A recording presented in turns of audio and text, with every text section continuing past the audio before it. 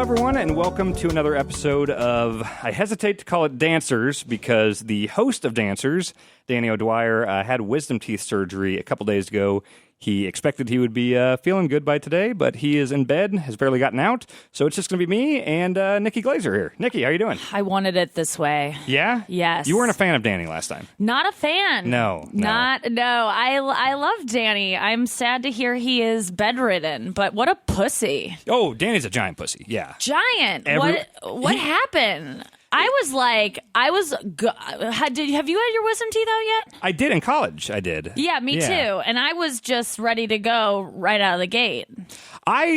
So mine sucked because I was afraid of pain medication. I didn't want to feel high. So they gave me all this stuff, all the Percocets and oxycodones or whatever, and I wouldn't take any of it. Where are they now? Oh, probably. Can I buy them off you? They're probably in Lawrence, Kansas still. Okay, so if you ever go back there, when was the last time you've been to Lawrence? Ooh, it's been so long. I don't even know. I mean, since I graduated. Yeah. Wow, you haven't been back once?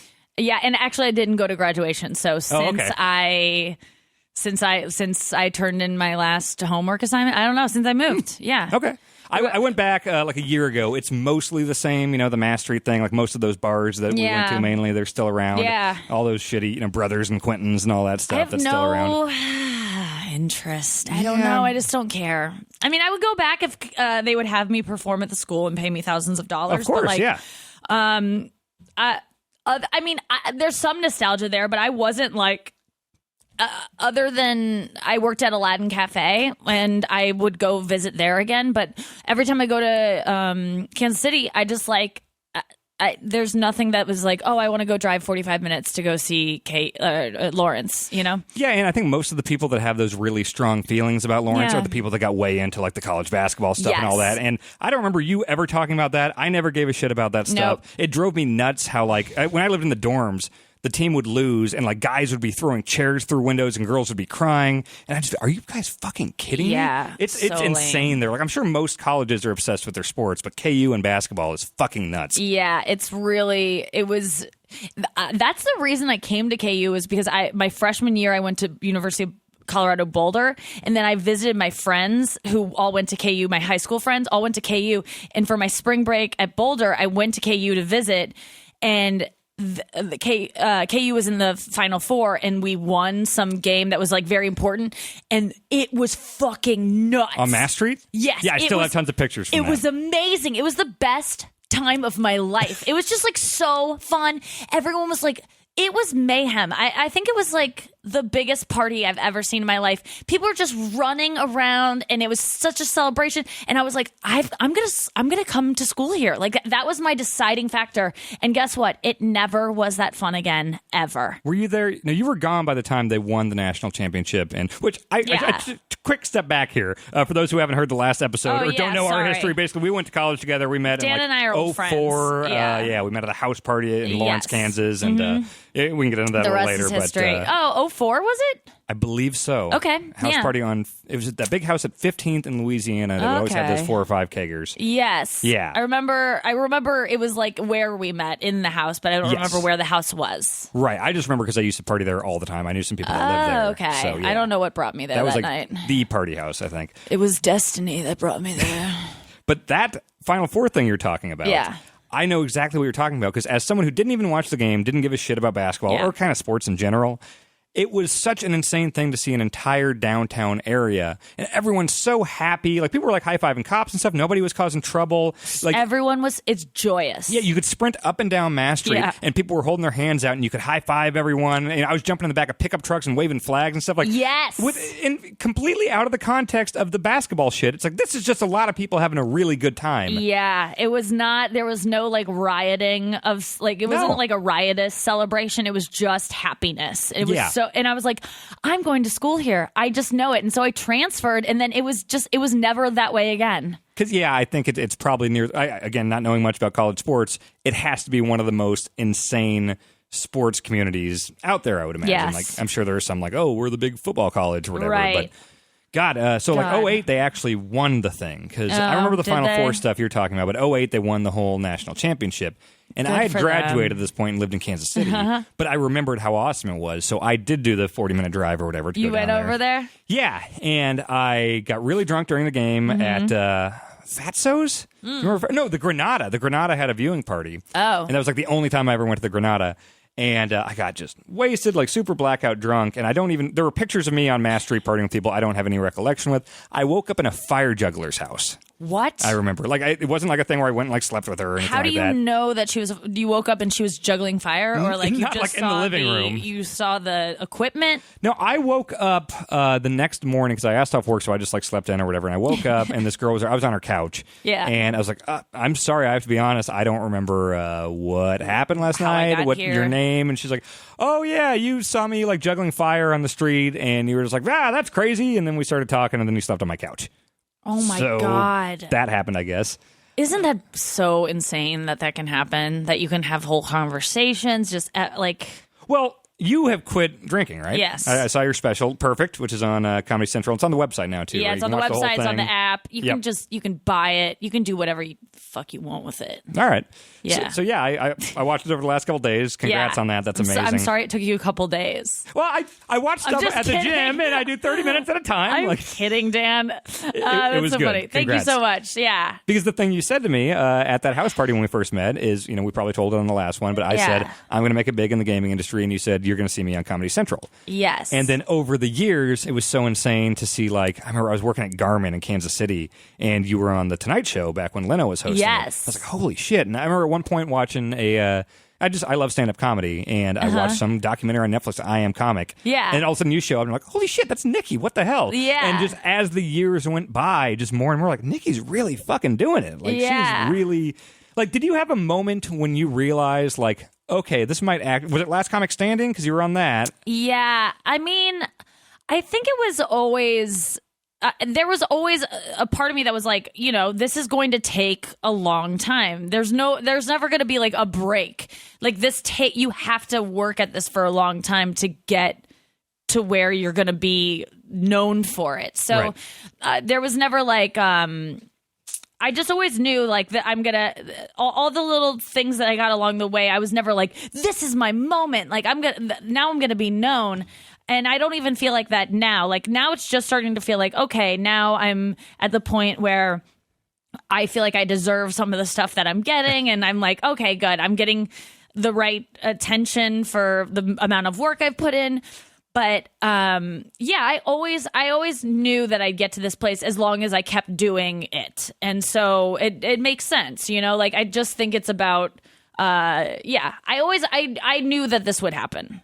As long as I put the work in, and I did, so yeah. And this is like exactly what you were saying to me in 2004. Yeah, and like you just put the work in, you go for it, and you start with Stanford and Sons and everything out in Kansas City. Yeah, it's a pain in the ass. It's a lot of but you like it, so it doesn't feel like work. And there are times when it does and it sucks, but most of the time you're just like, oh, this is fun, and you're young, and so you don't mind being broke and sleeping on couches and being in cars with weird guys and flying places by yourself and all that bullshit. You don't mind it because you're just like young and it's fun and you're pursuing your dream and all that stuff. But then you look back and you're like, what was I doing? Like I put myself in so many, shady situations and everything like that. But it was a lot of work. But I always knew that like there was maybe a couple months in there where I was like, what if I don't make it? Like, what's going to happen?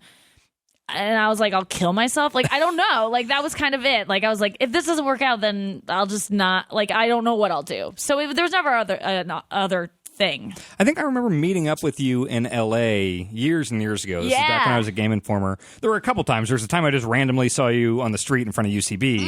And then there was a time before that when you talk about a couple months where you weren't really sure. I think you were living in LA at this point, and you were talking about going back to New York. Does that sound familiar? We were at some restaurant near UCB. Yeah. I was, I never was in New York, but I was probably thinking about moving to New York. Maybe that was it, yeah. And Yeah, I was probably doing that. I was seeing a guy at the time who lived in New York, or was going to move to New York, but I ended up just going back to St. Louis. I was gonna stop in St. Louis and like say hi to my parents, but then I lived there for a year and a half. Were you teaching at some point? I was teaching. This right? Okay. Yes, yeah. I was a teacher for a Korean prep school for a summer for kids that were in between high school and middle school. And so I did that. Like I did a bunch of like temp jobs just to afford to live. And, you know, my parents lent me money too. And it just got to the point where I was like, I can't afford to do this. And I was going on the road to do comedy and make no money. So then I moved back home to St. Louis to save up money. So did you have the Last Comic Standing notoriety yet at this point? Yeah, I had Last Comic Standing. I had The Tonight Show. I had like all this. I had stuff. Does that bump up your rate significantly when you can put that on? Like, no, really? No one cares. Well, like everyone has. It's tough because comics strive for all these notches in their belt, like, you know, Conan and The Tonight Show and Fallon even, and that's The Tonight Show, but Seth Meyers, any of these things. Last Comic. There's this thing that you go to the Montreal Comedy Festival, and it's you go New Faces, and that's like when you're presented to the industry, and you get these things, and you think your life's going to change, and it just doesn't, because the market's oversaturated. It's just not the same as it was back in the days where you on Johnny Carson. The next day you have a development deal with ABC or whatever, and but yeah, nothing changed. I mean, like, you know, the comedy world like says like, hey, you were on Conan last night. That's awesome. Like you get more respect maybe in the comedy world, but like outside of that, clubs don't care. No one cares. So it's not like the old days where, you know, you brought up Johnny and the Tonight Show. Like it's like, oh, he invited me over to the desk. That means he likes me. Like, does it still have that clout among comedians? Like, because you did it when Leno was there. Yeah. Which I feel like, you know. Before he went back after Conan. So he still had a little bit of goodwill? Yeah, he did. Yeah, this was before Conan came to the Tonight Show. So, yeah, I mean, it was a big deal to comedians, and of course, like it definitely sounded good on the road when people were like from the Tonight Show, but it didn't change anything. Like I remember the next day being like still broke, no calls were coming in. I think the Tyra Banks show contacted my manager and was like, well, maybe she can be a correspondent or something, and then they never called back again. Did they do like field pieces for Tyra Banks? Or? Maybe they were interested in doing something. I don't know, but that was all I got. And then I remember I went to Subway the next day. The only time I ever got recognized until like recently was that I went to Subway the day after I did the Tonight Show, and I was ordering, and the girl looked up and she goes, "Are you on the Tonight Show last night?" I was like, "Yeah," and she was like, "I recognize your voice. It's like raspy," and I was like, "Thank you." So you said that was the first time you got recognized? That was the first time and the last until like very recently. Yeah, I just started getting like stuff. Even with the like Nikki and Sarah stuff? I mean, Nikki and Sarah, the only time I got recognized was when we both went to a Taylor Swift concert, which was our demo, and we were together and we were dressed like Nikki and Sarah. I mean, like otherwise we were not. I never was recognized ever. So were you specifically targeting like a younger female? Like again, for those that don't know, Nikki and Sarah Live was on MTV. You did 2 seasons. Is that right? Yes. You were in the old TRL studio, right? Yes. So remember, you were in the process of going there that night. I just ran into you on the street and we got dinner, and you're like, "Yeah, I'm moving into like the TRL studio. Like this is nuts." And so how was that? Like, was that a very specific, like, did you have to tailor your comedy towards a specific demographic for that? I mean, that was MTV, so it was like very young kids. And so we had to dress like we were like teenagers and cater it to like One Direction fans and Justin Bieber fans and stuff like that, which I knew all that gossip and stuff anyway, so it was fine and it was fun. It was easy to write that kind of comedy, and we stuck to like what we liked too, but we had to kind of dumb it down a little bit, but not too much. Like that show, I look back and like there were really funny things that we did on that show that I'm like, I stand by and I'm like, that was fucking funny, like looking back. And so I loved, that was so much fun, that show to work on, but no one watched it, you know, like it's just too hard to get eyes on things when, you know, you're on at 11 o'clock on a Tuesday and, you know, teenagers are not watching MTV at 11 o'clock on a Tuesday on a school night. Maybe 10 years ago, that was more a thing. Yeah, maybe. And it's like, it wasn't getting the ratings that we needed to survive. And that's just it was just, there's too much TV. And so to stand out, you need really a lot of marketing and a lot of viral stuff, and we just didn't have it. And it's like, so it just didn't last. You can see that shift with, like, it seems Fallon specifically is trying to tailor stuff towards, like, okay, here's a quick, like, it's meme focused or whatever. Here's some super hot celebrity doing something that can be shared easily that's 90 seconds long or whatever, so this can get big on the internet, and then hopefully that'll lead to eyes on TV or whatever. It's all about that. Which I remember, I've been obsessed with Norm Macdonald for forever, and I've had the good fortune of every time I see him live, I've had a chance to just talk to him afterwards. I don't know how, awesome. but last time I talked to him, we were just kind of talking about, like I kind of talked about what I do with the podcast and stuff. Yeah. And I brought up his YouTube thing. Like, did you see the YouTube pre-show for like the YouTube Awards? And they had, it was oh my God, you would love this. It's Jenny Slate had to host it, and she's trying so hard to keep this train on the tracks. And Norm is just there smoking a cigarette and sweatpants on this red carpet thing and just railing against the entire internet. Like, this is hosted by YouTube, and he's just talking about, you can't get famous on a computer. Like, no, you got to be on the TV. You can't, you can't be internet famous. That's not a thing. Like, no one's going to recognize you if you're on the internet. And so, if you haven't seen this, it's amazing. Just Google, and Jenny Slate's hosting it. Yeah, she's trying so hard, and you can tell she thinks it's love hilarious. Jenny Slate, of course she does. But it's her job to like be the main host and keep this on track. And you feel bad for her, but she's also trying not to crack up the whole time. Yes. Oh my God, I'm so watching this when I get home. Oh, it's amazing. Yeah. So I talked to Norm about that, and he said the same thing basically. He's like, yeah, you can't get famous on the computer, which. It's, I guess, kind of what I'm strictly internet. Like we have subscribers, and we do YouTube and podcasts and all that stuff. You were on Comedy Central. You've got billboards on Sunset Boulevard and stuff like that. Mm-hmm. So is there that thing in the comedy world too, to where there are the big mainstream ones that are on TV, that are on Comedy Central, but are there some that just kind of get stuck on like, oh, he's big on the internet, like, he does great on YouTube, but he doesn't really sell a lot of tickets, or he doesn't get, deals on TV? Or... Yeah, I mean, I think that it is weird because what you're really trying to do is just move stuff online. Like, everything is geared towards... Did it go viral? You're trying to get stuff online that gets a lot of views. Everything is trying to get views.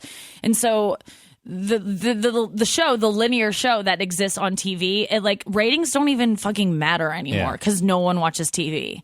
It really, I mean, it's a bonus, but the network doesn't even look at ratings. I mean, there's this New York Times article about Comedy Central and like what they're really looking at, and it's all views. Like, Key and Peele has millions and millions of views, and it's their show. I don't know does that great in ratings, but their view count is just crazy. Schumer, same deal, like so many views, and so that's just a huge boost for Comedy Central, their brand. But the show itself might not do that well on the network, but the clips and everything is just good for their brand and the views. So like for our show, it's all about our field pieces, like making those things that can live on their own so strong, because you don't really see things in studio go viral. Like you don't see interviews and stuff. Like, no interview from Fallon has ever gone crazy on the internet, except the one where he and Nicole Kidman. That's the only thing where you're like, oh my God, I've seen that go crazy on viral, Right. So you focus so much on making those little 2-minute videos that are bite size go, viral. And there's also so much pressure to have like YouTube stars and Vine stars as guests on certain things. Which, that's a different kind of famous. Yeah. Like, I don't know that I've been hesitant to embrace that because some of them are good on TV. Like, that some are more have adapted to TV. Like, someone like Grace Helbig, who is YouTube famous, can be on TV. But then there's like Vine stars who like, they're funny in 6-second increments, and now they're like making this leap to TV because networks see their millions and millions of followers, and they're like, okay, if they're advertising, I'm going to be on Comedy Central tonight, tune in. Those people that Vine followers are going to watch. It's like when they have Bieber host SNL or something. It's like, we're going to get a bunch of people who normally wouldn't watch sketch comedy late at night to watch this thing. Well, Vine stars can't do TV necessarily. Like, it's not always. That's where I think it's like if you can be internet famous, but that doesn't translate to TV. It always feels But TV weird. does translate to internet.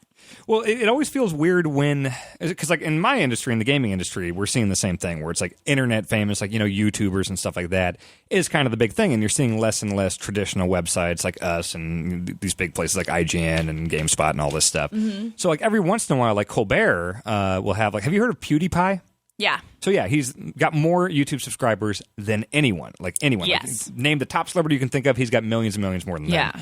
And when you see someone like that on like Colbert, it's such a weird mixing of worlds. It's like this old media thing that I'm used to, and also this new thing that I feel too old for. And well, he was on Colbert. He was, yeah. And how did that go? I mean, it was okay. He was on Conan too. And it's just kind of weird. Like, I don't know, like his demographic is very much younger. It's a lot of like making silly faces and screaming at horror games and stuff like that. And like, I don't watch that stuff. But, but I mean, he's made millions and millions. Like Colbert's talking about like, oh, you made $7 million last year playing video games on the internet. And people see that now and they're like, I'm going to do that too. So on YouTube, there's just everyone, like all you need is some Logitech webcam and a video game console or a PC, and you can put all that stuff on the internet. Mm-hmm.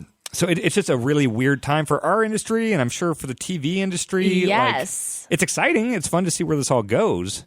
But like on your side of things, when you talk about the importance of hits and YouTube stuff, is it monetized? Like, okay, so when you do a sketch, like a thing with you talking to your dad or something, and then you put that up, is that on the Not Safe with Nikki Glaser YouTube channel, or is that on the Comedy Central one? It's on Comedy Central's. We don't have a YouTube channel, and it's hard because we everything first starts out on the Comedy Central player on their comedycentral.com. Right.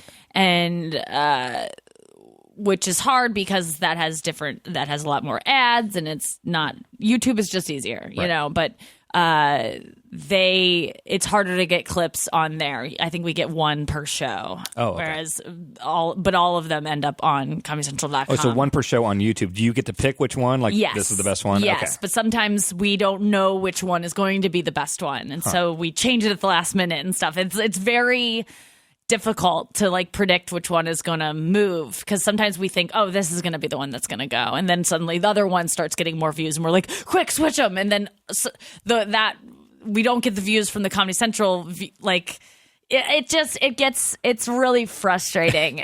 You just wish everything could be through YouTube, but Comedy Central needs those. They need the revenue on their player, and it's their own ads and everything. Yeah, and I understand that, but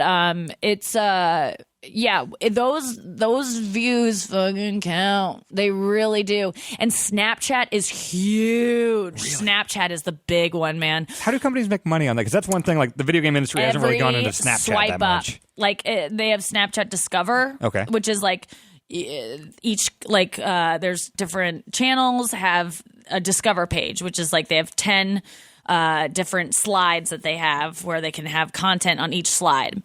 And I have my own thing called Quickie with Nikki, which is like a couple times a week, once a week, maybe 2 times a week, where I have like a little fun joke or fun fact or just a little skit thing, where I'm like, hey guys, it's Nikki Glaser and blah, blah, blah, blah, blah. Swipe up if you want to see something like this. And then you swipe up and then you watch something. And every time they swipe up, they get money from Snapchat. Comedy Central gets money from Snapchat. And so we see all that data of like if people are swiping up and if they're sharing that snap with other people. And so Snapchat is very monetized and very important to Comedy Central and to every company that's on there. Like that is really, and I mean, millions and millions and millions of views. Like I get recognized from Snapchat more than I do from my TV show or stand-up. Serious? Yeah. I mean, because kids, and they don't even know that I'm a comedian. I was in San Antonio last week, and this girl came up to me and she was like, are you Nikki Glaser? And I was like, yeah. And she was like, I see you on Snapchat. And she was like, do you live here? She just thought I was like a Snapchat celebrity. She doesn't know that I did stand-up. She didn't know she just thought I was on Snapchat. So it's like Snapchat's huge. See, that's the one I don't know about, because I don't think the stuff that we do in gaming, it's more long-form stuff. Yeah. So here's an hour or 2 of us playing a game, or a 3-hour podcast about games. So I don't really know how we turned that into a thing. You can't. I don't think so. It's all 10 seconds. Yeah, so like if I was a company that was in charge of any kind of media conglomerate or anything, I think the hard thing is trying to figure out which one of these platforms is going to stick around. Like Facebook seems like it's not going anywhere, and there's monetization on there and everything now. YouTube seems pretty entrenched, but stuff like Vine and Snapchat and even Twitter, like as companies, I just wonder how long those are going to be around. I think Twitter is I don't know that Twitter is that, I feel like most people aren't on Twitter but like most people aren't on Twitter. Yeah. I think it's like someone compared it to Twitter is like Facebook is like two broke girls and Twitter is like girls. Like LA and New York is on Twitter and like the rest of the country is on two broke girls, like is on Facebook. Fine CBS programming, I would say. Yes. Like everyone, like the LA and New York do Twitter, but like everyone else does Facebook. Like like it's. I never look at Facebook. Do you? Never. No, I just don't. I just do Twitter. Yeah, I don't look at Facebook at all, but everyone else does. Wow.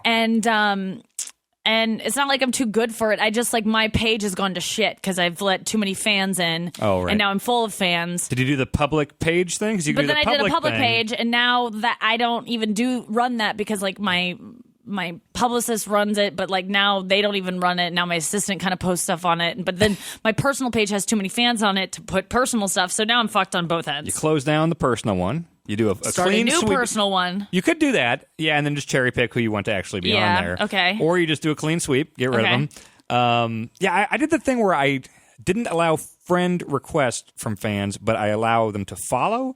So they can see stuff, and you can set like, public or just friends or whatever. Okay. Like Facebook has filters and stuff, so if you want to do that, like it's possible. God, it's so much work. There's so many platforms, and it's a whole thing. Yeah, but Snapchat is dope. I love it. Really? Yeah, it's so fun because there's this thing like I have my own thing. Not only do I do those things for Snapchat, like story, the Discover, but like I do stories where I can like I'll do one right now. Let's throw it out. Are you just like at is that Glazy Days? Follow me on Glazy Days. So I just every day you just take videos throughout the day, filming yourself, and then they disappear the next day. 24 hours later, they disappear. Yeah, you can save them yourself, and other people can screenshot them, but you'll know if someone screenshotted them. Okay. So right now, hi guys, I'm filming or taping a podcast with Dan Ryckert, and I'm explaining Snapchat. Here he is. Hi, Snapchat. I'm old. I don't understand you. It's already gone. Wait, hold on. Let me just listen to it.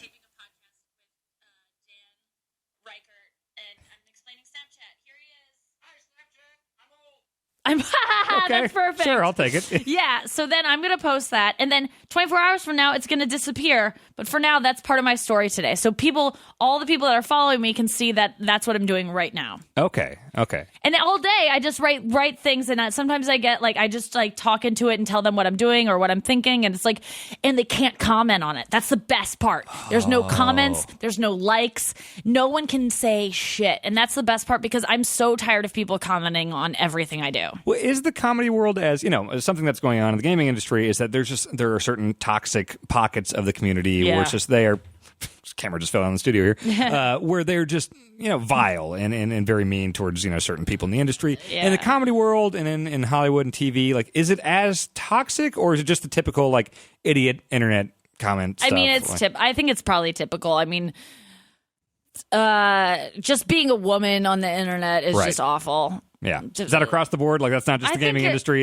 I think it's awful across the board. I mean, yeah. I mean, I don't know what it's like in other places, but it's not pleasant.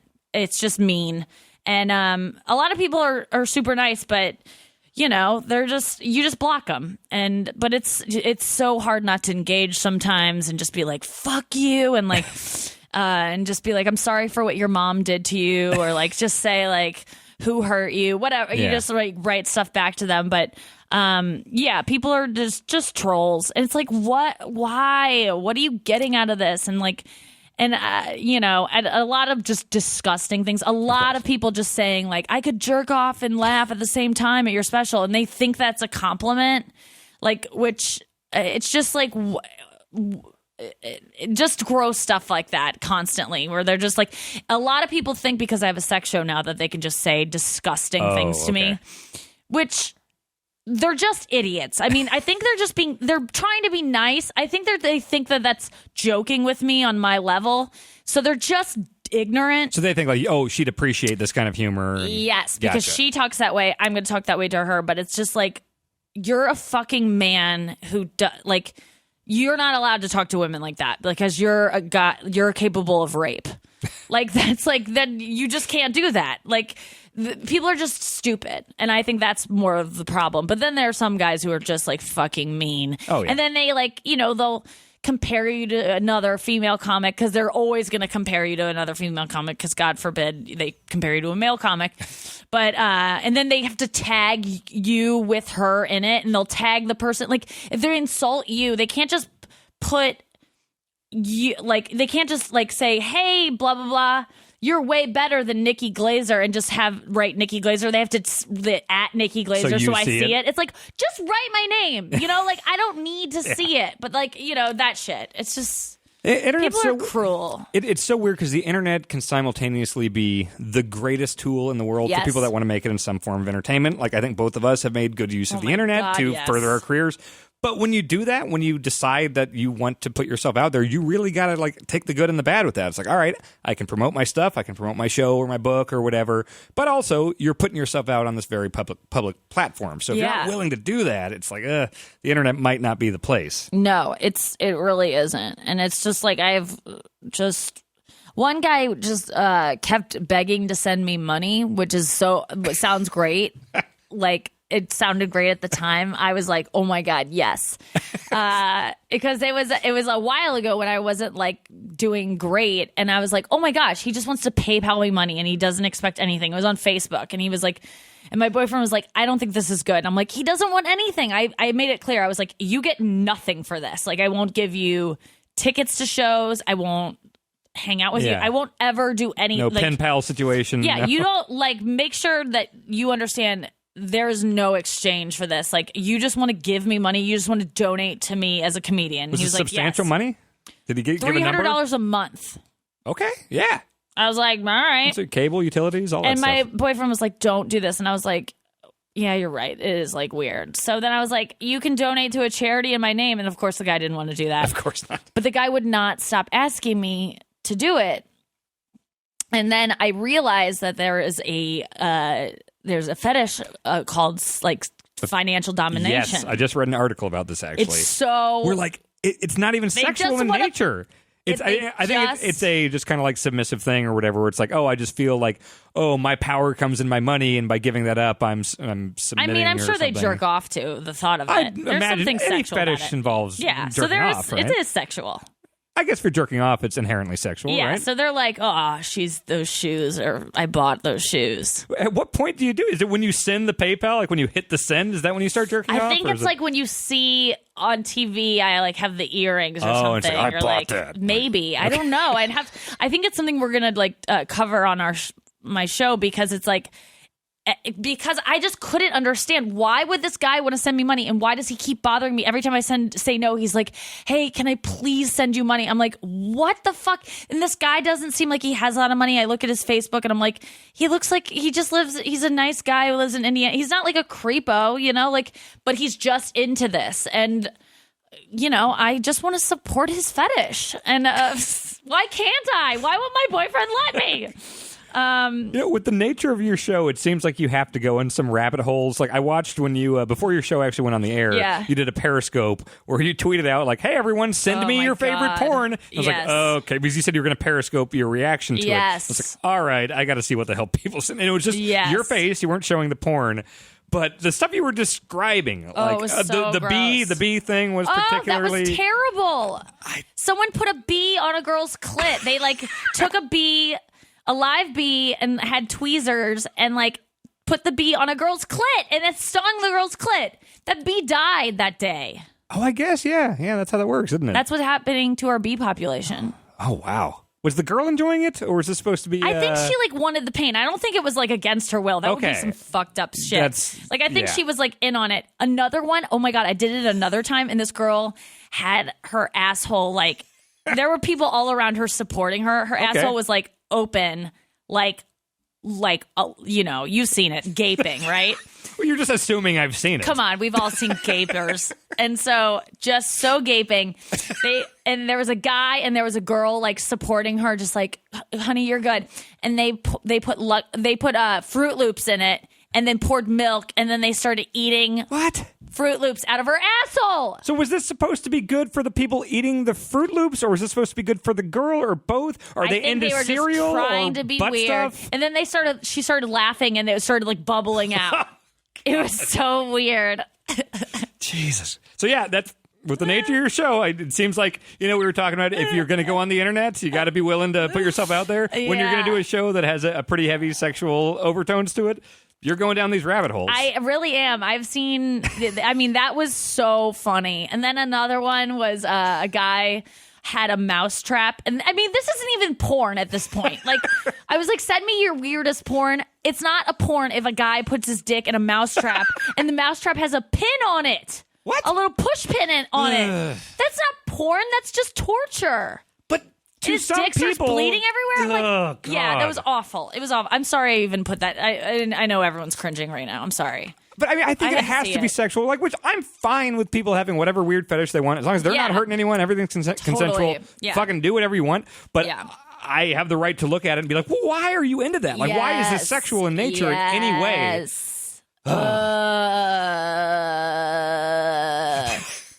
What was the first porn you saw? Oh boy! Do you remember what was the first thing that would made you go like, oh my God? I remember. So sorry, Mom, for telling this story. Does your mom listen to the podcast? Yeah, she'll definitely listen to this. Cute. Oh yeah, she listens to this stuff. Yeah, Hi. She's a fan. My sisters are a big fan of you as well. Like, yeah. They still love the fact that you told them that they were like the Kardashians. Oh my God! They like that a lot. I remember that. They're so like them. Are you at Coachella this weekend? My sisters. The first porn I saw, man, I would say, does print count? Yeah. Okay. Then my mom had a subscription to Adam and Eve, which I don't know if that's still a thing, but it was like a catalog. Oh, yeah. They would send out monthly and it would have sex toys and stuff. Do you not listen to podcasts? Because AdamandEve.com is like the advertiser on every podcast. Oh, really? Yeah. Okay, no, I don't really listen to podcasts at all, actually. I listen to wrestling podcasts. Okay. So. Well, AdamandEve.com is like the commercial for every podcast. Okay. Yes. Well, I remember I found that so I was about 12. I just started whacking off. And, just desperately trying to just see images of boobs any way I could. Yes. And I remember my parents were out of town at one point, or my mom and my stepdad were, and I was checking the mail for them. And they got this catalog, and I was like, oh my God, they're gone for days. I can just take my time and look at this and do what have you with it. And awesome. I remember flipping through, and like the number, like, I didn't talk to like guy friends about jerking off. I was like 12. Yeah. And so I didn't know what the terms were. I was afraid to Google anything because I thought my parents understood computers and could see what I was looking at, so I just didn't know anything. And one of the lines was like, orgy line, call 1-888-whatever-69 orgy. I was like, orgy. That must be the thing that's happening when it feels really good when I'm whacking off at the end. Yeah. And so I thought orgasms. It was several letters. Yeah. Yeah, that's really close. Yep. But the first porn that I could actually access regularly was my friend Ryan had a Hustler, and I would go over to his place, and I was so afraid of getting caught with porn, but I wanted to see it so bad, so I was trying to find a good way to do this, because I couldn't have it in the house. So I had a Game Boy camera, which was a piece of shit technology. I remember the Game Boy camera. It had that little like eyeball thing on top and super pixelated, like beige and black and images. White, awful. It looks terrible. Yeah. But I was like, okay, that is one safe thing. Like, Ryan would let me tear out a page if I wanted to and keep it in my closet or fold it up and hide it somewhere. But there's always the risk that I'm at school and my mom finds it or whatever. Oh my God. But she'd have no idea how to go into the photos on my Game Boy camera. So I archived as many photos of boobs as I could on the Game Boy camera. That's hilarious. And so I'm just sitting there with my green Game Boy Pocket and the Game Boy Color whacking off to these like pixelated things at 12. That's so funny. It's so stupid. I love that story. That's the shittiest. Those are the shittiest images ever. Yeah, it's appropriate given my career path and Yeah, everything that I'm it's so whacking off to a Game Boy. Oh my God. You were so scared to just even find a little picture that you couldn't. I remember I did take out a page one time and I folded it up and I hid it in the liner notes of my cassette tape of Aerosmith's Get a Grip cassette. And I had it there for like a day, and I remember just like being at school and being like, oh my God, she's probably looking at it right now. And I went home, and I think I took it and I tore it up and burnt it. I might have like buried it or something. I was so fucking nervous. I might have thrown it in like a dumpster behand Target or something. What's it like to live in your brain? Oh, it's something. God, that must have been hell. And now, I think you've met my mom. She went to one of the old Stanford shows, but you've met my dad, definitely. You're more familiar with my dad. And you know how open I am with both my parents about sexual stuff. And Isn't it so funny to look back and be like, what was I worried about? Yeah. I did not want to acknowledge anything. Oh my God, it's hell to think about. It's so funny how scared you are about, because I remember watching porn and stuff, and like if my parents found out, I was like, I'm gonna die. I'll kill myself. I remember thinking that. Like, I remember watching porn, and I told my friends that I watched porn all weekend because my dad worked for Charter Communications, the cable company, and so we had free pay-per-view. Oh. And my parents, like, they didn't have a password, but it was password protected, but they just didn't have one. So I like just typed in whatever, and it just showed up. I was like, oh, I figured out the password, but there was no password. I just put in whatever, and I watched porn like all weekend. And that they were gone this one weekend. And, it wasn't like doing anything to it because I didn't even know how to masturbate. Yeah. But I was just like watching it. And obviously I felt things. And I told my friend that I watched it. And then she told the most popular girl in school. And I was horrified because it's so embarrassing. What age is this? 12, 13? 8th grade. Okay. 8th grade. But I was so embarrassed because I just thought I was like disgusting. Like I told her that in confidence. And I was like, I felt like a pervert. Like no other girls do this. Like I'm a weirdo. And I remember being like, I'm going to kill myself. Like I remember being like, I'm going to do it. I'm going to jump off this balcony. I remember I was on a Girl Scout trip and I was like, I'm going to do it. And like, that's so insane now because then you realize everyone does it, but no one fucking talks about it. That's the thing. That's the thing that I'm so angry about and that I want on my show to like cover is like, people, you should be masturbating like as soon as you want to. It's really fun. And encouraged to do it because that way you don't have to go and blow guys in 6th grade and stuff like that. Like girls don't feel the pressure to do that and guys won't, I feel like the fact that everyone's so ashamed of everything and we don't talk about stuff like that. Like, there was this really interesting article I read about how a lot of times parents don't give like names to girls' vaginas. They just say like, oh, it's your ninny or your, like they'll just call it something else or they won't even call it anything. Like my parents never called my vagina anything. Like they just say like down there or whatever. And so they general cardinal direction. Yes. And they say and the whole thing is like, if you don't call it anything, they feel like you won't like discover it or you won't even realize like what to do with it. So like if you don't call it anything, you won't learn how to pleasure yourself. And so like you won't, and it's like, it's so fucked up because that's true. Like I didn't know what the fuck to do. And I was so scared of everything. And that's why I was so scared of sex. And that's why I think that's why I'm so fascinated by it now is because I was so nervous about it. You were a virgin until forever too. Yeah. 21. Yeah. Yeah. Because we were both 21. virgins when we met. Yeah. Mm-hmm. Yeah. Mm. And then you do it and you're like, what was I so scared of? Yeah. Because it was all like shame and being nervous that you're going to be bad at it and all that shit. I don't know. I don't know if it was the same with you. For me, I had a certain bitterness that I had spent 3 years in college and never got laid. And all my friends were and everything. And as I got more bitter... I think that's more of a male thing, but yes. Yeah, and it makes it more of a turnoff for women, too, because it's just like this desperation or whatever just kind of reeks off you or whatever. Oh, totally. I bet it's hell. Yeah. And then, once you... Thanks to you, when I like we covered on the last one how I lost my virginity directly because of you. It's setting me up with your friend one night. Thank you again forever for that. I don't know. My life would be possibly very different if it were not for that. Yeah. But once that happens, and that went totally fine and everything, and then the bitterness and that weight was off my shoulders, and I realized like, why did I spend years getting so mad that this wasn't happening to me? Like, it's great. No. I know. It is. There's so much buildup, and then it's just so easy and not like. That's the thing. I'm like, whenever people are like, give advice to girls, I'm like, just get it over with. Just do it. Like, don't like give it away or anything. But don't hold out for someone special. Like all that bullshit. Because it's like you're just gonna get to the point where you've waited so long that you're going to be like, okay, it has to be someone special, or I'm going to be so bad at it now. I'm like a virgin. I'm ashamed that I'm a virgin. Like, so just do it. Just like, don't say, like, who cares? Just get it done. Yeah. With someone that makes sense. I mean, it doesn't have to be love of your life, but also not some guy in an alley, you know? Yeah, or exactly. Some skis at a bar while you're drunk or whatever. And the same with dudes. Like, if you're a virgin out there and like, I always say to guys, like, if you're an older virgin, like, say you're in your 30s or late 20s, and like, you're just like, fuck, just pay for it. And I know a lot of guys are like, I don't want to pay the first time. I just want to lose my virginity the first time in a natural way. Then I'll start paying for it. But just pay for it, because I think that once you pay for it and you have it, then you'll have the confidence to go out and get it without paying for it. Once that monkey's off your back, and just pay for it. I would say just don't put too much weight on it. Like we've taken questions on the show before, from virgins that put a lot of weight on it. Yeah. And as someone who was there and did it, and even after I lost my virginity, I felt like I had to make up for lost time, and it's like, I just got to have as much sex as possible, like all through college.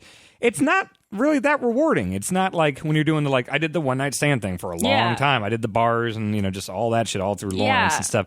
And it's like, now that, I'm in a committed relationship with someone, that I love madly, and like you get to know each other and everything, and bed is better. It's like, man, you look back at like the one night stand stuff. I don't know if you ever went through that. Pussy is not that great. No. It's something that fucking like 17-year-olds brag about, but it's dumb back then even. Like being in bed with someone and like having fun and talks and like stuff like that is like pretty dope. Yeah. But I just think and if you're worried about like paying for sex and like having your partner that you end up with judge you, just like never tell her. Oh. Seriously, she doesn't need to know. Yeah. I know some people have like guilt issues with that. Like I feel like No, hold your own counsel. Okay. You're your own person. They don't need to know everything. Come on. All right. Well, with that advice, maybe we'll go into. We have a few questions here. Sweet, yes. So it's mostly kind of comedy focused and stuff. Yeah. But I got a handful here. Okay. I am currently performing open mics and long form improv shows here in San Diego. My dream is to make a living doing this. My plan right now is to move to Chicago to build my chops, because that seems to be the biggest comedy city outside of LA and New York. Least cost of living and performer saturation. How does this plan sound? Also, if my goal is to support myself, would that be more feasible with stand-up or improv, or should I just focus on what I'm better at or enjoy more? Ooh, boy. I wouldn't do both. I would just pick one, because I don't know, man. I would pick one, because... Is there money in improv? I don't know. It's helpful, because I think there's money in sketch, because it leads to being a good actor, and And if he's going to Chicago, I mean, if he happens to make it to like Second City or whatever, like having that on your resume, to like awesome stuff, and you become. But I wouldn't improv. I don't know. I'm biased, obviously. I would say whichever one you're better at and enjoy more, obviously you should pursue. If those are two different things, then I would say the one you're better at, or, that's just me. I would, but hopefully they're both the same thing. And I definitely think Chicago is a great idea. I think it's Chicago or Denver. If you're going to do stand-up, Denver is great. Chicago is also a great option. Chicago's great. And then if you stick with stand-up, definitely go to New York first. Don't go to LA. From Chicago, go to New York. New York, New York, New York. Do not. You will end up in LA eventually. If this is what you're meant to do, don't go to LA next. Go to New York. Well, how do you feel about the difference between improv and stand-up? Like, almost everything you've done, you've been yourself. It's been your stand-up special, Not Safe, Nikki and Sarah, stand-up in general. On occasion, you've done stuff like you were in Trainwreck. Mm-hmm. So on occasion, you're playing a character, playing a role. Do you find that, your skills with stand-up and comedy, does that translate over pretty easily? Yeah, like I realized I'm not going to be like I'm not going to get stuff by auditioning. Like, I'm not a great actress. I just don't care about. I'm okay. I'm decent, but like I don't care about acting enough to be really good at it. Right. Like, I care about stand-up enough to be really good at it, but I don't have that. I just don't have that for stand up. So the only thing or for acting, the only thing that I will get cast in are things that my friends make, or things that people are like, we need a Nikki Glaser type, or like, we like Nikki Glaser for this role. Like, that's it. And that's like a lot of people who work in Hollywood get work that way. So that's going to be me. It's like Adam Sandler's got all his friends that only work in Adam Sandler movies, something like that. That's going to be me. Like, I feel like I'm going to be like your Sandler? Yeah, I feel like I'm going to be like a David Spade type. Okay. Like, he's done good for himself. Totally. Like, I'm a very capable actress, but I'm not. I hate auditioning. I don't want to audition. I just want people to like be like, oh, Nikki would be good for this part, because that's where I'll work hard on the part. But I'm not going to work hard on parts that I don't have yet. I just can't do it. And auditions are just awful. Have you done many of those? Yes, and I suck at them. One time after an audition, a woman was like, all right, great. I totally see what you were trying to do here. She like couldn't even fake a compliment. It was awful. So yeah, I'm really bad at auditioning. I've like never gotten a call back. So when you envision your career, you're 31, right? Yeah. So you've got long ways to go here. Like another 5 years. Okay. Before I'm too burnt old. out. Yeah. So I mean, what when at that house party, your goal was, I'm going to be on Comedy Central. Mm-hmm. You've done that and more. Like, do you have goals? BET? That's, all right. Like owning the company or having your own show? Like just appearing on your face on BET. Anything, yes. Okay, all right. Long-term goal, I want to host, I think, a late-night talk show. Oh, wow. Yeah, like if that kind of things keeps going, that's the goal. I think that would be a nice thing for me. I like hosting a show. I would like to not. I would like a job security. I don't know if that I just would like the idea of doing something 5 nights a week and just knowing that's my job and like coming into work, doing it, like having a great big staff and just having like a machine that you do in and out every day, and just having a life where I could like live in one city and do stuff on the weekends if I wanted to. But yeah, I see that for myself and getting to be myself. Like, do you think that grind, like having to come up, like you're talking about a 5 night a week, Conan, Letterman type thing. Do you think to be able to do that grind? Obviously, there's a team of writers and everything, but like every day you got to be on, you got to be making those jokes. Like, yes, that deadline. Like, do you thrive on that pressure? It's not bad. Like, you have such a team of people supporting you, and it's I love it. I think my favorite days of the week mainly are days where we have to tape a show. Like, everyone's always like, it's a show day. Like, Nikki needs to go home early. Tomorrow's a show day. And I'm like, show days are easy. It's like, I like performing. That's the easiest part for me. And I'm not trying to be like, it's just like, I'm meant to do this. I was born to perform. But it's just like, that's just where I find that as long as the prompter has the jokes in it and I've approved, all the hard stuff is just approving jokes and like writing jokes and going over stuff. But if I've got a staff that I feel like, they get my voice and, once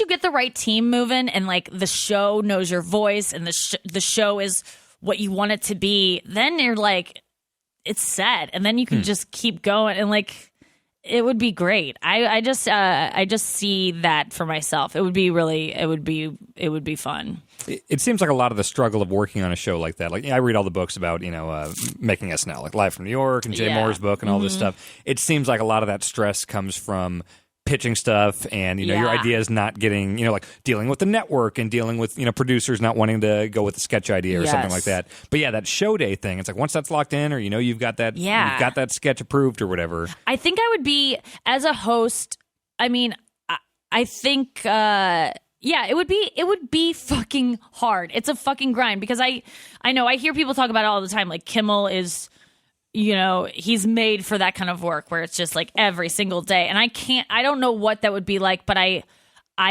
aspire to be able to do that and wake up every morning and do that job. And I like that kind of, I like the idea of just having the same thing every day but like slightly different and getting to interview celebrities and just and tell like monologue jokes and stuff like that. Like, I just There's something about it. I enjoy the show that I'm doing now, and I'd like to do it every day.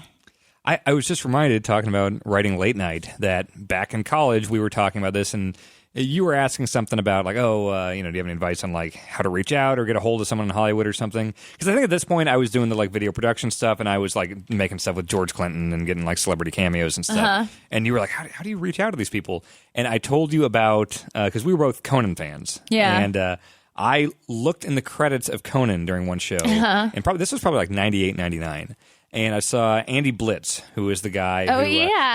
He did the long chanting guy in the crowd. Yes. Like, great job. You're really good. Keep going. I love Andy. And I thought he was hilarious. Yes. And I figured like, well, these guys aren't famous enough to like be unlisted in the phone book. This is the late 90s phone book still existed or whatever. God. And so I would look up comedy writers, because at this point, in high school and stuff, I didn't know if I wanted to go into comedy writing or games writing or whatever. And so I was calling writers and just asking for advice. And I just straight up called Andy Blitz at home. Like, his name was in the phone book. And for like an hour, it seemed like he was like high as hell, just like strumming a guitar. But he was talking to me, giving me advice. I called Madeline Smithberg, the co-creator of The Daily Show, during Holy dinner. shit. And she's like, oh, can I call you back afterwards? And I talked to her for a long time. And I remember telling you this. I was like, just call people. Just look up like whatever show you admire, whatever comedian you admire. Find some way, look at some credits, call someone, just sound professional. Oh my God. And very nice. And you thought I was fucking insane for that doing was crazy. You were It like, I is could crazy. And I could not. I'm not the type of person that would ever do that, but I love that you are. And I know people like you who do that and have done that and are succeeding because of that. But I'm not that type of person. I've just always figured that, like, okay, if you take a long shot, like, the odds if of someone this called me, I would totally. Yeah. People have taken chances and written me and asked for things that are like they shouldn't ask for, and I'm like, what the fuck? I'll do that, Yeah. And you appreciate that when someone, you know. And you remember that. Yes, you remember it and you appreciate it, and you're like, you know what? That's brazen, and sometimes you're like, no, fuck you. But then other times you're like, yeah, I will do that. Like that's very tenacious. Yeah. You're gonna make it, you little guy. But like, worst case scenario, what happens? They're like, fuck you, and they hang up. Okay, some weird guy called me. I'll forget about this in 15 minutes, and your life is not... I wouldn't. I hate rejection. So, oh, really? Yeah. I guess I've just never given a shit about that. See, so it's like, whatever. You have anxiety about the wrong things. Yeah. That's kind of how that... we have difference. That's our big difference. Standing in front of a crowd for some reason gives me a panic attack, but I can do all this other dumb shit. That's way scarier to me. Like working in a call center, I'm terrified to talk to people on the phone, but you are terrified in the crowd. Yeah, like, one-on-one. Ooh, no. Now, I don't get scared if it's a camera on me or anything like that, because I just feel like that there's that disconnect where it's not a real thing. But like, we're recording this a week before I go to Boston, and I'm going to have to be in front of thousands of people. I'm doing a wrestling thing out there. I'm doing a panel in front of thousands of people. Like, and the idea that scares the shit out of me, and I don't know why. Like, I'm big on the like, oh, what's the worst case scenario line of thought. And the worst case scenario is not that bad. It's like, I'm not hiding my anxiety. I wrote a fucking book about it. It's like, if I had a panic attack, a catastrophic panic attack on stage, and ran off the stage and had to leave the panel halfway through, anyone there or anyone watching on the internet would know, like, oh yeah, Dan struggles with that stuff. He has anxiety. I hope he feels better. Like, I wouldn't get fired. There's no worst case scenario. Nothing. But my dumb brain and body or whatever, it sees that crowd and it's just like, oh, all right, time to freak out and fight or flight and all that shit. Yes. Do you get that at all? Like, your career is blowing up in an insane way right now. You just had this special, you do this show. Do you get butterflies, or have you been doing this for so long and so consistently that it doesn't matter? I really don't anymore. I really don't. And sometimes you have one of those moments on stage where you're like, all these people are looking at me and waiting for my next word and hanging on my every sentence, and it's so weird, and it's like, why me? Like, there are like doctors in this audience, and if they talk, they'll get in trouble because I'm up here talking about my pussy. Like, that's so stupid, like but I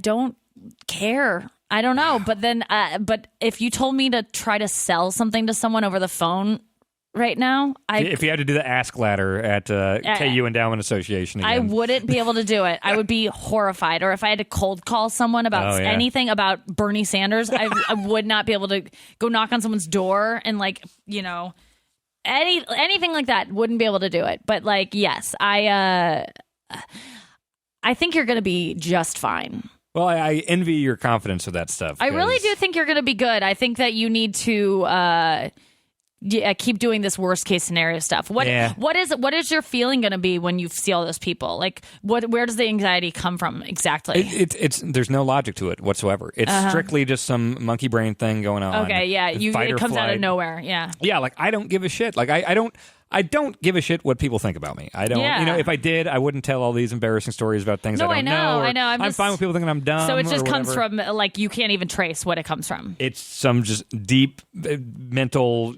primitive thing that just goes haywire. So maybe you won't be okay. I think I will. Here's my whole thing: is that I will be fine with myself if I never say no to something because I'm nervous about it.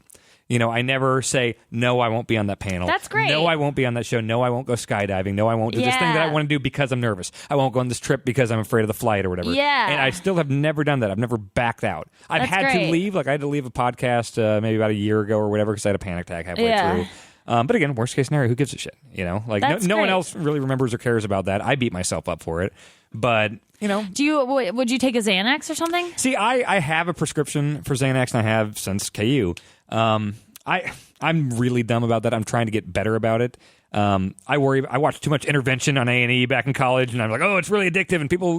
Dude, it is not. I know, and I've had doctors tell me, like, every doctor that prescribes this to me, and I say this shit, and they're like, you do not fit the profile of an addict. Addicts do not care about getting addicted. They just want the high or the feeling or whatever. Take the fucking thing I prescribed for you. And when I do take it, it super works. Like, it completely works. Dan, fucking take it for I've got it in my pocket right thing. now. For the stuff in Boston? Take one before you go on stage. I usually get a couple beers. And, like, on stage, I can have a couple beers or whatever. I usually do that. That does the trick, too. Take a Xanax. Don't take beers. Really? Yeah, because I feel like if beers worked, doctors would just prescribe beers. I mean, beer, they can't do that. My doctor actually told me before flights that I should take a Xanax and drink like 3 beers. My doctor said that. Why don't you do that then? I did try that once, but that scares me because I know. I would definitely take a Xanax. I think that would be a great thing for you to do. Here's what I hate. So speaking of Conan and our love for that, the first time I saw him live, like it was kind of like a lifelong dream of mine to see him live. And I went out to E3 one year, and it coincided with him taking over the Tonight Show. Yeah. And so it was his 3rd Tonight Show, and I was so excited just as a Conan fan that he was taking over the Tonight Show, and that's been going great. But like to see him live, I was so nervous and excited that when the music started, when Weinberg and the band started playing, I started having a panic attack. I started having one. But here's the thing that killed me is right beforehand, God, I can't remember who the warm-up comic was, but he was like, hey, once the music starts... Jimmy Pardo. It was Pardo, yeah. He's like, you can't leave. You can't leave once the music starts. And that's a nightmare for anxiety people. And so I was like, well, I've got this thing, I've got this fire extinguisher in my pocket, this Xanax or whatever. And so I took one, but... it knocked me out so much that I was falling asleep. So like I look back. Take a half. I've been doing that. Take a half. Yeah, yes. I do that because like I look back. I always take half. And it's like I look at the cast and like Bradley Cooper was on that episode, I think, and I vaguely remember that. And then Julia Louis-Dreyfus, and I was like, I kind of remember her being on. And then like the 3rd guest, I was like, I don't remember. I have no recollection of that. It was and so like me. this lifelong. Oh, it was you. This lifelong dream of seeing Conan live, and it's like I don't really remember it that well, so I really try to fight it. Maybe you shouldn't take one if you have to be like on a thing. So just beers, maybe, or maybe like a 4th of it. Snort a 4th it. of a beer. Okay, snort this. Right. Just you're going to be my new doctor. Yeah, I think I'm. Yeah. Okay. Oh God. We should probably answer another question here real quick. Oh yeah. How are you doing on time? Are you okay? We can wrap pretty soon after a couple questions if you want. Yeah, pretty soon. All right, let's try to get another couple in here real quick. Okay, I'll make this one short. So in the past couple years, this is Tristan from Vancouver who says your Snapchat game is strong. Thank you. And he says, in the past couple years, I've fallen deep into the alt comedy hole. Mr. Show, Comedy Bang Bang, says it's been great and opened my eyes to tons of non-traditional types of comedy. The problem is I found myself unintentionally looking down on the movies and stand-up on our non-alt comedy fans. I try to be supportive, but I can't help but feel like an asshole when I have to fake laugh at something my friend shows me. The same token, it's hard to show them the things that I'm into because it's too out there for them. Either way, it ends up annoying the other person to the point where we don't bother sharing the things we're into for fear of having it unintentionally crapped on. Is there any way to reconcile our differences, or am I doomed to watch Kids in the Hall reruns by myself for the rest of my days? Stop being a snob. Yeah? You know, like... I don't know. I've never watched Kids in the Hall, so I don't know. And I know I'm missing out. And no, I get it. Like, there are certain things that are like, I show my friends, and, you know, I have high school friends who like don't get. I mean, I'm friends with like the funniest people in the world, or some of the funniest people in the world. And then I have friends who aren't comedians, and I used to be one of those people that are like, they don't get it. Yeah. And now I'm like, yes, they do. Like, people who aren't comedians, or people who aren't who I call the funniest people in the world, can get it. So just have faith that your friends are funny because they're your friends, or just give them a break. You know, like they're just stupid, or don't get rid of them. You know, like if you're so like disgusted with their sense of humor, like I can't be friends with people who have like a terrible sense of humor. You know. I feel like there's a certain amount of that you can grow out of. Like, I used to kind of be a snob about like, oh, why isn't my mom liking these Kubrick movies when I was 16? It's like, you know what? Let her watch her romantic comedies and stuff. She likes that. You know, someone's not dumb for liking music that you don't like or whatever. Like, I'd like to think most people grow out of that. But yeah, like, be more accepting of people's things, even if it's below your standards or whatever. I know. It's like, so hard. It's so hard to not be a snob about it. But yeah, I would just not show them your things because it's so disappointing when they don't get it and you just resent them. I would just keep those things to yourself, and especially don't show. I had my first date with my boyfriend. He showed me The British Office because he was like, it's my favorite thing in the world. And I had never seen it. And of course I know that it's so many people's favorite things in the world. But I was so nervous to be there with him because I liked him so much that I wasn't even watching it. And I was sitting next to him, and I was like, is he going to kiss me and stuff? So I wasn't even laughing at the parts where I should have because I wasn't listening. And so he was so disappointed in me. And like, it just created this awful thing where he thought I didn't know what was funny. And I was just so nervous. So like, don't ever put that pressure on another girl that you're dating or something, or a guy. I don't know what you do. So yeah, just don't, I would say just I don't know, either give up on your friends or like stop showing them things because it is so depressing. I know what you mean. And I would say don't be on either side of this equation. Don't be disingenuous. Don't laugh at something that if you're on a date, don't feel like, oh, I need to laugh at this. Otherwise, they're not going to like me. Like, that's not helping anyone. Oh, yeah. I've had that frustration too, where it's like I've been on dates where it's like, okay, well, Louis C.K., that should be his material is stuff that anyone can appreciate. It's not this heady stuff. It's kind of this everyman approach and everything. Like, anyone should get it. And I'll just play like a whole brilliant Louis stand-up special or something, and they won't laugh at all. And it's, why don't you find this funny? But at a certain point, people have different tastes and different senses of humor. It's not always that they're dumber necessarily. Sometimes it's just, I don't know. I've tried to grow out of that, like, I mean, and sometimes stuff. It's a huge deal breaker. Yeah, I mean, if it's an overall sense of humor thing. Oh, and it's yeah, it's a big deal. Yeah, if someone couldn't make me laugh, I couldn't date them, you know? Mm-hmm. Like, that's a huge fucking thing, so. I'm trying to think of a friend that had, like, a bad sense of humor or, like, liked something, and I go, uh-oh, no, we can't be friends. Like, someone found some comedian funny, and I was just like, you can't be on my staff. Who's on the blacklist of comedians you can't find funny? I would never say on this podcast. I assumed, there was some comedian that my brother or my boyfriend's brother who's on my staff watched, and he was like, I thought it was funny, and I was like, you're fired. Like, you are literally. Can you fire people? Like, it's your show. Can you directly fire people? I can, and I have. Yes. My goodness. Mm-hmm. Is that tough? It's awful. Yeah. It's the worst. It's the worst part of the job. Jesus. It really is. It's awful. It's terrible. Wow. But you have to do it because unless you're your a pussy. show. Yeah. Your name's You can right have there in other the people title. do it, but that's not nice.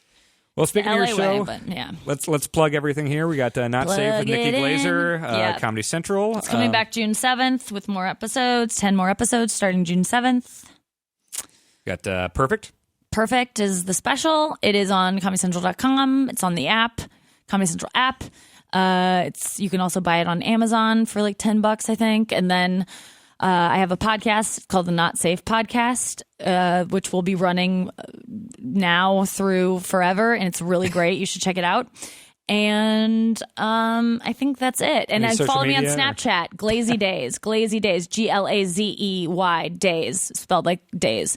And then Nikki Glaser on Instagram and Twitter. You get it. Cool. That's it. Nikki, thank you so much. My phone number is 314. No. If you want to send money, the PayPal address is... thanks so much for coming by. It's always good to catch up with you. I'll be going to your show tonight. So good to see you. Likewise. So, I wish you all the best. Congrats on everything that's going on with you. You're really doing some great stuff. So, congrats on your panic attack next week. Thanks so much, Nikki. You're going to handle it well. Oh, thank you very much. Yeah, you're going to do great. All right. And thanks for listening, everyone. This has been Danswers.